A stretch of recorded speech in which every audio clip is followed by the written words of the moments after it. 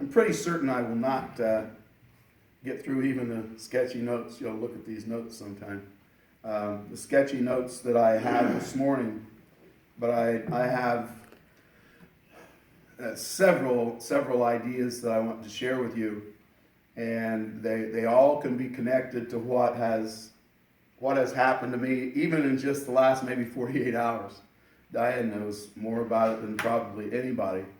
But back in January of 2019 was the first time I pretty much committed to, it was time. Lots of green flags, as I call them. It's time for me to retire from teaching. And even back in January of 2019, I immediately started going to my cabinets and my drawers and my credenzas. I love my credenzas.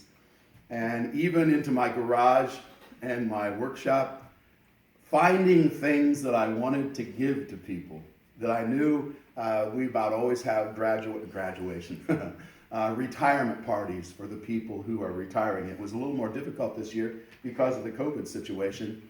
But look, for a while, like I wasn't going to be able to, I called it my closure and clearinghouse event, where I was bringing closure to some things and also, truthfully, clearing out my closets and my drawers and my just anything that had to do with teaching, and some things that just had to do with my life. And immediately, I stumbled upon a couple of things that I knew I want to give these to a certain person to help me clear out the mess that I have in my closets. And I had the opportunity to do that last night. They decided that some of the restrictions had been lifted or whatever. I do think we probably stepped over the bounds of some of them. And but anyway, had the opportunity last night, and I knew I was going to have the opportunity. And so I started preparing. In actuality, probably on Monday, I knew some of the things that I wanted to give away. I wanted to give to people. Many of them as a joke, but several of them actually had some rather deep meaning to me. I started collecting them, and I was ready. Friday night to do it. No, I was not. I spent, and Diane will attest to this, I started Friday night at probably around 5 o'clock, just fine, okay, let's get everything together and decide maybe what I wanted to say. I was so excited about giving these things. Truth is, and I even said this last night at the retirement party for me and for Tina, I said, I'm going to have fun. If this takes 25 minutes, right, Diane? If it takes 20, I'm not going to worry about it, because as far as I know, this is only going to happen to me one time. I'm retiring from teaching one time. And so I'm just going to have fun. And I accomplished that goal. And I had certain gifts that I knew I couldn't wait. This is what I want to give. 2 o'clock in the morning came, and I was still gathering things and gathering thoughts, and I was so excited. Diane will attest to this. I was having so much fun. And it was one of those two that I think I finally tried to go to bed at about 2 o'clock. And I'm still running through my mind, oh, this is going to be so much fun. I don't think I fell asleep until 3, and I set my alarm for like 7 or 8 in the morning, got up, and I knew I had at least a few hours until 6 o'clock. I'll get this, I'll be done by noon.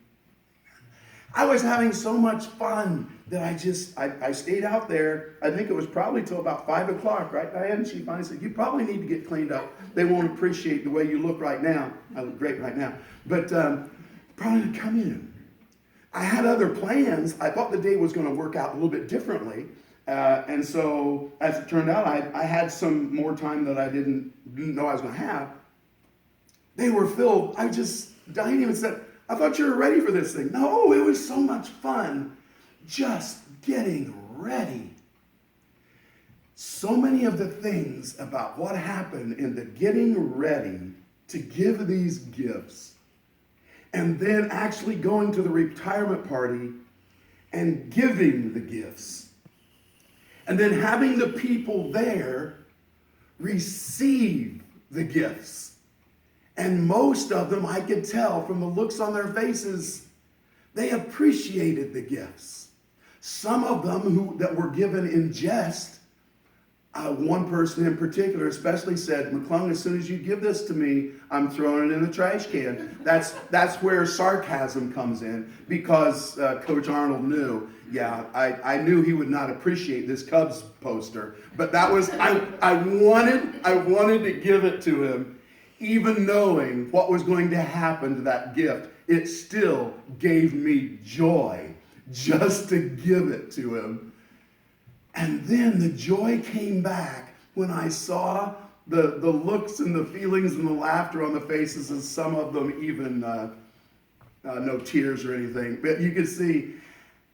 And in the giving of this gift, the joy came back, and I saw in here are so many parallels to our Heavenly Father, who is the giver of all perfect gifts. Some of mine, I really believe, were perfect. I gave Diane a couple pictures of me that she hadn't seen in years. I found it in my drawers, and Diane replied, oh yeah, it's perfect. Exactly what I wanted. It's exactly what I wanted to give. And today, at least for a little while, I'm sure I won't get through all of my thoughts. I just want to talk about gifts. And if we talk about gifts, we have to have a giver. We have to have a gift. We have to have a recipient, a receiver of the gift. And we'll probably get to all three of those today. But there has to be a giver, one who wants, who desires, who has some idea of what they want to give. And then they find the gift, whatever it might be, for any individual who is out there. And then they have to have somebody, especially, to receive that gift. That probably completes the process of a gift. But I really don't believe this will come up next week, I believe. It's not really complete until that person receives the gift, truly receives the gift, uses it, and then finds some way to share it. I am certain we will find, starting today, there are some gifts, especially spiritual gifts. I'm not talking about boats or cars or cottages or anything like that, although sometimes I believe he sees fit to bless us with those things. But especially the spiritual gifts, that it's like he has them in cabinets, in credenzas, in garages, all over the place. We talked about that a few weeks ago. He's got a warehouse just filled with gifts, with spiritual gifts. He just waits. And I won't stop and relate to all the parallels to this, but I did get the feeling the last probably at least 36 hours leading up to last night of how much absolute joy it must bring to the Father to get the gifts ready. That's fun.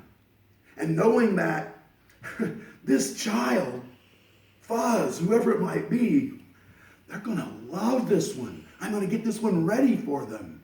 And I can't wait for the time until this person puts themselves into a place, at the retirement party, puts themselves into a place where they can receive it. The truth is, last night as I left the party, I did see a couple of the gifts that I had given.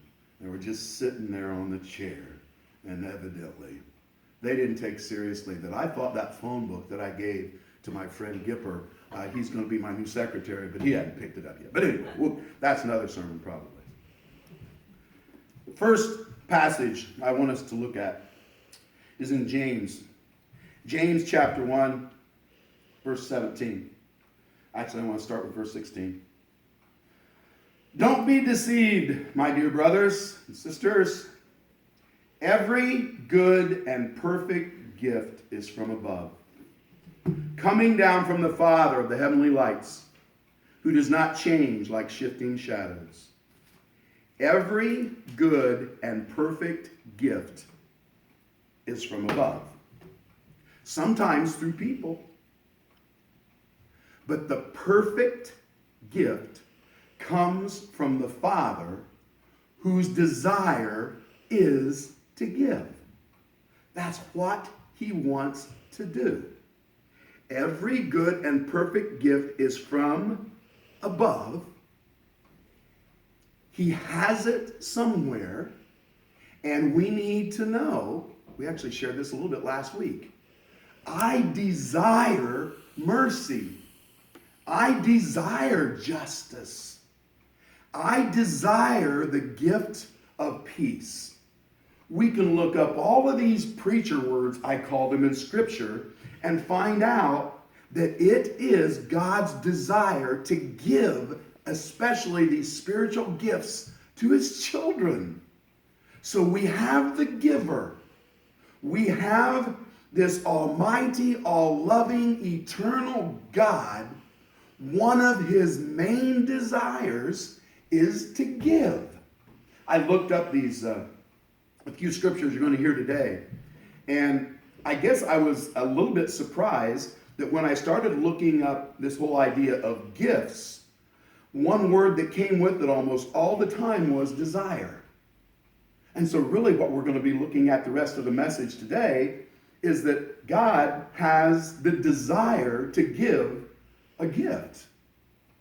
And we'll find out that the receiver needs to have the desire to receive the gift. But we've got the giver. We've got that taken care of. Every good and perfect gift comes from the Father. Matthew chapter 7, verse 11.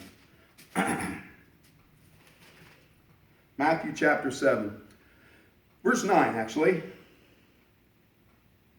Which of you, if his son asks for bread, will give him a stone? Or if he asks for a fish, will give him a snake? If you then, I'm sorry. Has anybody noticed I've been doing this more lately? Am I the only one? If you do just a little bit of research, you'll find out why. My pastor on TV does this all the time, and I've watched him so much, I sometimes try to fight it, so I just thought I'd get that in there. Which of you, if his son asks for bread, will give him a stone? Or if he asks for a fish, will give him a snake? If you then, though you are evil, know how to give good gifts to your children, how much more will your Father in heaven give good gifts to those who ask him? If you know how to give good gifts, how much more will your Father in heaven give good gifts to those who ask him? Every good gift comes from the Father. And we earthly parents, we earthly aunts and uncles and grandparents, we like to try to give gifts to our children, our grandchildren, our friends, something that they want, maybe even more important than that, something that they need. No. We want to give them something that they want. If it happens to be something that they need, more power to them. We even know how to give good gifts. My sister Peg once gave this wonderful gift to one of her favorite nephews. When I believe, how old was he, Diane? About 4 or 5. And Peg was so brilliant. She thought she would give Luke a knife. Oh, sure. Wonderful thinking, Peg. Good gift, but the timing is not quite right. The Father knows not only the good gift, he knows the timing. And sure enough, what was it, Diane? In less than a minute, Luke had opened that up. Oh, nope, I didn't cut myself. It was less than a minute. He had blood on his finger thanks to the good gift that his Aunt Peg had given. And she just sort of chuckled. Oh, it was a good gift, sort of. The Father knows what the good gifts are. And I truly believe that just even more so than we do, He knows our lives, and he knows this is the perfect gift for my child right now. This is exactly what they need. There are times, we'll find out in following scriptures, where we can actually desire the right thing. But I am convinced that there are so many times when God doesn't even wait for us to desire them. He just knows this is what they need. This is what they maybe even want. But especially, this is the gift that they need right now.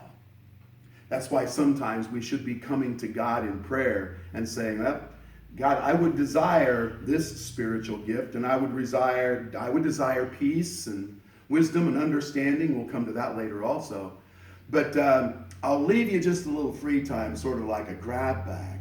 Is there something here that I've not even asked for that you just want to give me? And I promise God, I'll take it, because every good and perfect gift comes from you. Proverbs chapter 3, verses 13 to 18.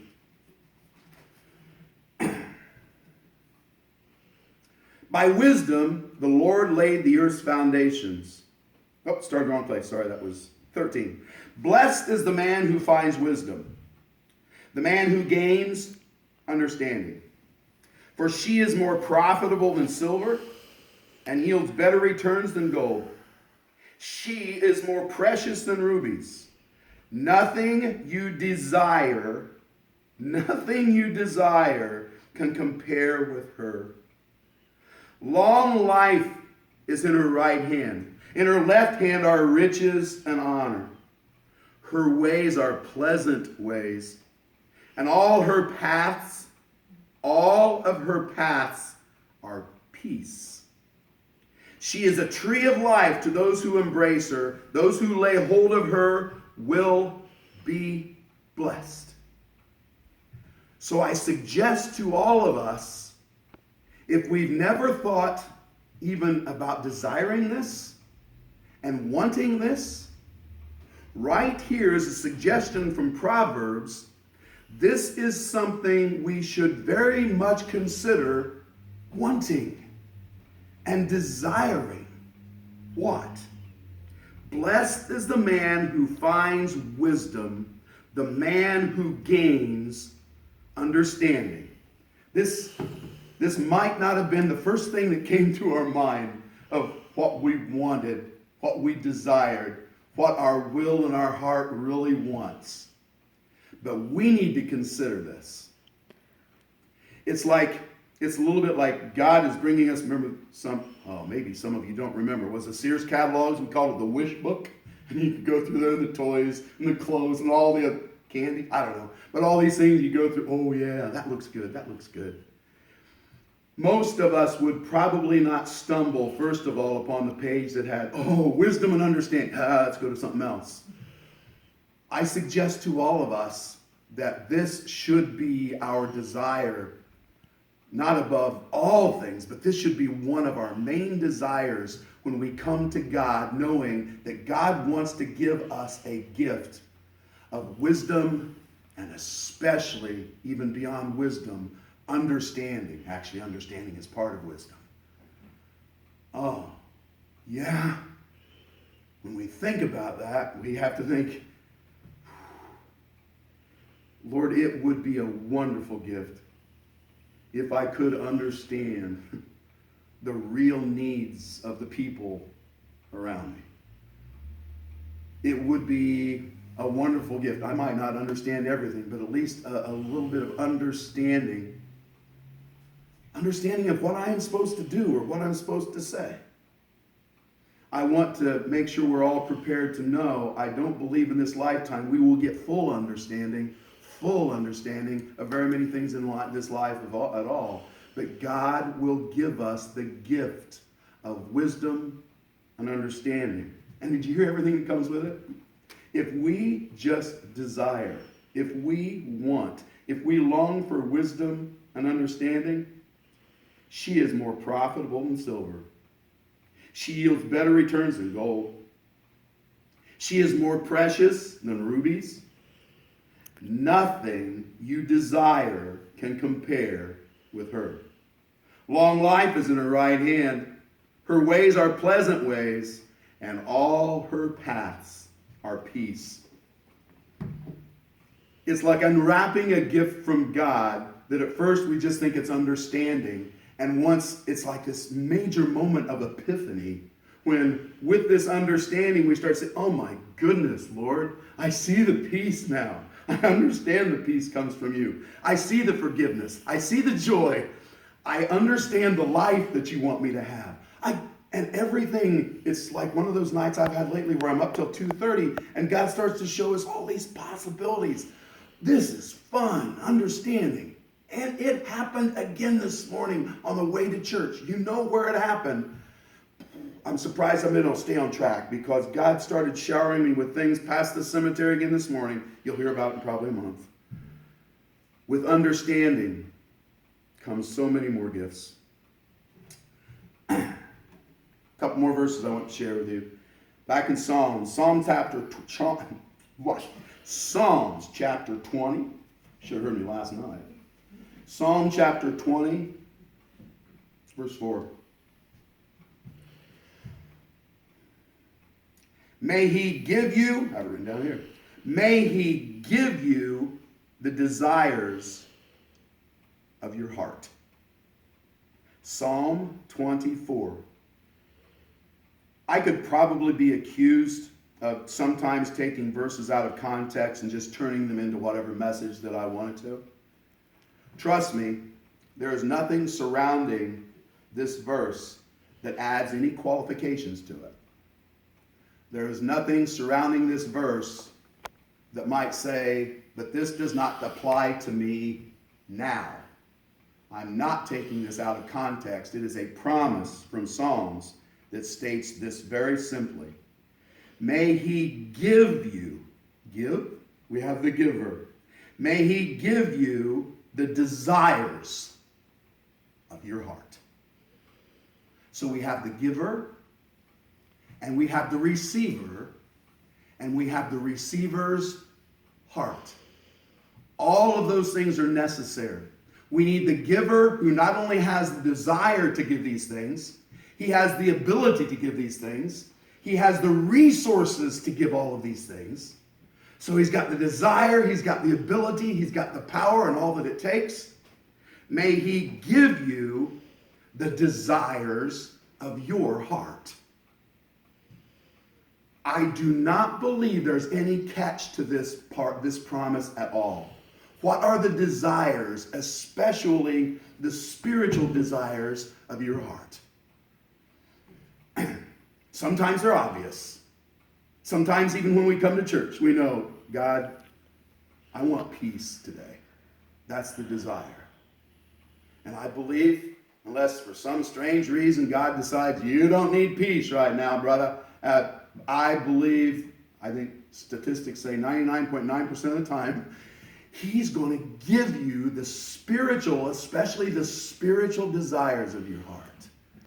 And when you get to that place, when you really want it, when you need it, when you want it more than rubies or silver or gold or acclamation or anything like that, may he give you the desires of your heart. What are your desires now?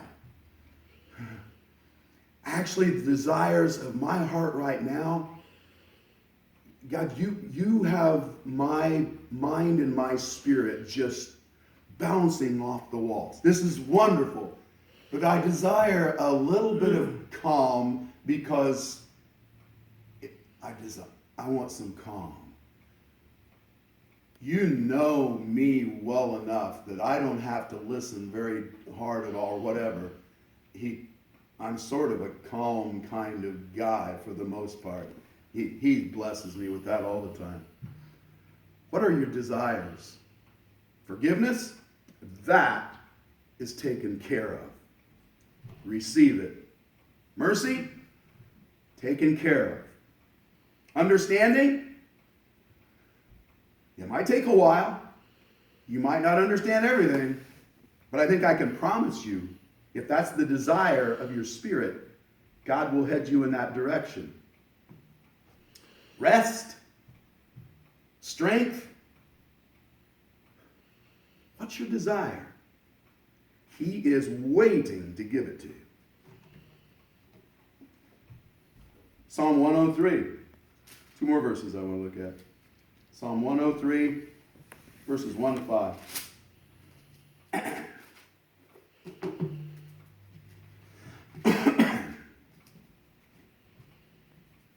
Praise the Lord, O my soul. All my inmost being, praise his holy name. He forgives, here we go. He forgives all my sins. He heals all my diseases.